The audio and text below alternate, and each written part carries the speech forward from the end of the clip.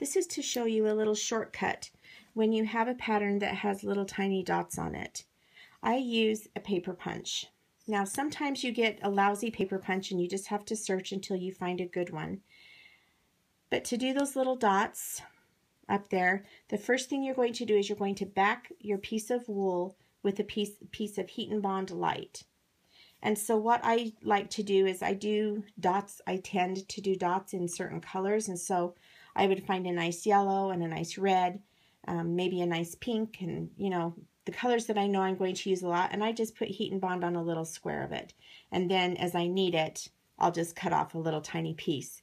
Now this one has 5 little dots, and you can cut these out with scissors, and it really is okay if they're not perfectly round, but this just saves me a little bit of time. I'm going to put the piece of wool with the HeatnBond on it with the HeatnBond up, so it's next to the cutter. So it goes through the HeatnBond first and then into the wool. And then I always just take this and twist it while I'm pushing down, just to make sure that all those little fibers were cut. And that's a really simple way to cut out little circles. And you can do this over and over. This is an old paper punch. Get a generic one. Sometimes they're just dull, and you have to kind of search, but it's definitely worth it.